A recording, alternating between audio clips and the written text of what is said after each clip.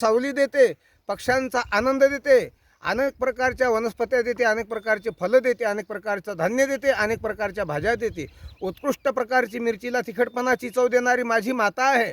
गुळाला गोडी देणारी, ऊसाला गोडी देणारी ही माझी माता आहे. फुलाला रंग आणि सुगंध देणारी माझी माता आहे.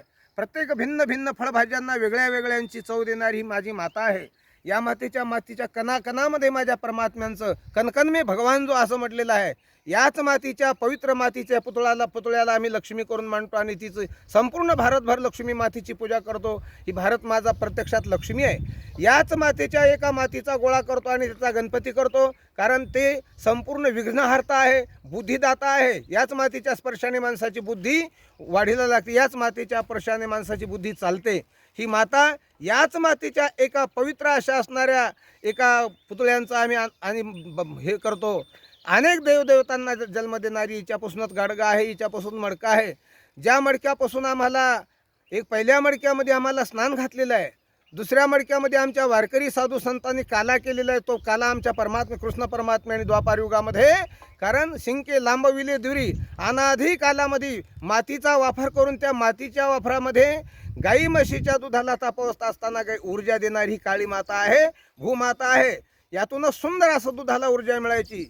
त्याच्यातून तुपाचा जन्म होण्यासाठी दही सुद्धा हिच्यामध्ये शांती, हिच्यामध्ये क्रांती आणि हिच्यामध्ये सर्व सुखाची विश्रांती आहे. अशी विश्रांती देणारी ही कृषी माता आहे. म्हणून भारत माझा कृषी प्रधान देश आहे. मी सर्व शेतकऱ्यांना आवाहन करू इच्छितो की मायबाप हो, आपल्या शेतामध्ये एक सुंदर अशी बैलजोडी असणं महत्त्वाची आहे. आपल्या खुट्यावरती एक गाय असणं महत्त्वाची आहे. आणि काळी मातेला पायातील वाहन काढून प्रत्येक शेतकऱ्याने नमन केलं पाहिजे.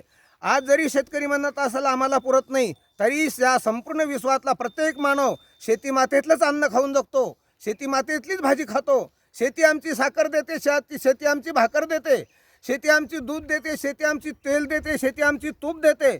नव्हे आम्हाला भगवान परमात्म्याने दिलेली काया झाकण्यासाठी वस्त्र देणारा काऊस माझी शेती देते आहे. आलं का लक्षामध्ये? नव्हे कोणाला हवेली असेल, ज्ञानोबाराय म्हणतात देखोनी लोकांचे धवळारे, काय ते जावी आपले तनारे. अरे सामान्य माणसाला काही जर नसेल ना, तर तो माणूस या शेतातल्या 4 लाकडं तोडतो आणि शेती मातीतील 4 पेंढ्या गवत कापून सुंदर अशी झोपडी मानतो.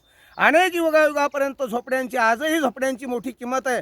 माझे साधू संत, मठाधिपती साधू संत, आखाड्यातील साधू संत जे कुंभामध्ये स्नान करतात आणि आजच्या स्नानातून संपूर्ण भारतीयांना आशीर्वाद देतात की तुम्ही कोरोनासारख्या महाबिमारीतून मुक्त व्हाल आणि मुक्त होऊन महाराज जीवनभर चांगले आनंदानं जगाल, संपूर्ण जग आनंदाने जगावं हीच भगवंताला शुभेच्छा करतो. आणि शेतकरी मायबापांना शेतीवरती अजिबात नाराज न होता, शेती आपली माय आहे, शेती आपली दैवता आहे. नव्हे आम्ही शेतीचे दास आहो, म्हणून शेतीची दास. आणि बैलासारखा देव ज्या बैलाने संपूर्ण जगाचं वजन आपल्या खांद्यावर घेतलेलं आहे, त्याच्या पायामध्ये चप्पल नाही, बूट नाही, त्याला हिवामध्ये आपण उघड्यावर बांधतो, उन्हामध्ये उघड्यावर बांधतो, भर उन्हात. आता 1 वाजतो तरी माझी बैलाची जोडी सुंदर अशा प्रकारची अवताला चालते. मला का झुपले याची तक्रार करत नाही. वळलं खाणारी, शिळा खाणारी नाही, त्या वेळेला महाराज पाणी पाजलं एक तहान भूक राखून राहणारी ही जात. आणि याच्याकडे कुठलाही लोभ नाही, स्वार्थ नाही, निस्वार्थपणे. म्हणून बैल हा शेतकऱ्यांचा प्राण आहे. बैल हा तुमचा आमचा बंधू आहे, बैल हा तुमचा आमचा बाप आहे. नव्हे श्रीमद भागवताच्या माध्यमातून बैलाने धर्माचं रूप करून, बैल हा धर्म आहे. म्हणून यदा ही धर्मश्च ग्लानिर्भवती भारतः, भारतांचा धर्म असेल तर माझा बैल आहे, भारतांचा मेन प्राण असेल तर माझी काळी माता आहे, भारतांचं मेन वैशिष्ट्य असेल तर गो माता आहे. भारतांची माता ही संपूर्ण आजही कोरोनासारखी महामारी आहे, पण या महामारीवर असणारे औषधं माझ्या काळी माईच्या माध्यमातून उगवतात. अन्य औषध आहेत, गुळवेल आहे, कावळमुळी आहे, बेल आहे, लिंब आहे, आवळा आहे, अनेक प्रकारची औषधी आपल्याला इथून प्राप्त करता येते. बोर आहे, बिबा आहे आणि मोठ्यात मोठी संजीवनी. आजही कोरोनाच्या विषयावर कोणाला लागणाऱ्या मायबापाने आणि गुळवेलांचा वापर करावा. आपल्या शेतामध्ये बिलायची नावाचा वृक्ष उगवतो, त्याचा जर काढा घेतला तर यदाकदाचित कुठल्याही बिमारीला शरण जायचं काम नाही. रुचकीसारखा महावृक्ष जी फुलं देवांना पूजनीय आहेत, संतांना पूजनीय आहेत, अशी ती वनस्पती आहे. आणि याच्यावर संपूर्ण जगाची आणि 2 टाईमची उदरपुटी होते. इथेच विश्रांती घेतो, हिच्यावरच चालतो, हिच्यावरच बोलतो. शेवटी ही माता ओटी पसरते आणि माझे बालक माझ्या ओटीत द्या म्हणून याच्यामध्ये 3 हाताचा खरडा खतून आपण हिच्यामध्ये सामावल्या जातो.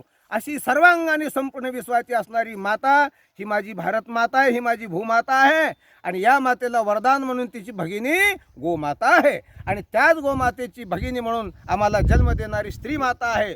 स्त्री दैवत ही फार मोठा आहे. स्त्रीच्या माध्यमातून राजे जन्माला आले, स्त्रीच्या माध्यमातून देव जन्माला आले, स्त्रीच्या वंशातून महाराज मोठमोठे संत जन्माला आले. नवे नवे संपूर्ण जगाची जगत जननी असणारी स्त्री आहे. तेव्हा या जगतामध्ये स्त्रीचा महामान झाला पाहिजे, जमिनीची पूजा झाली पाहिजे, गायीची रक्षा झाली पाहिजे आणि संपूर्ण वनस्पती धनाची वृक्षांची रोपं लावून वृक्षांची चांगल्या प्रकारची जोपासना केली पाहिजे. जय हिंद, जय भारत, जय गोमाता, जय भूमाता, जय माता आणि संपूर्ण जगात वाहणाऱ्या जय गंगा माता, भारत माता की जय.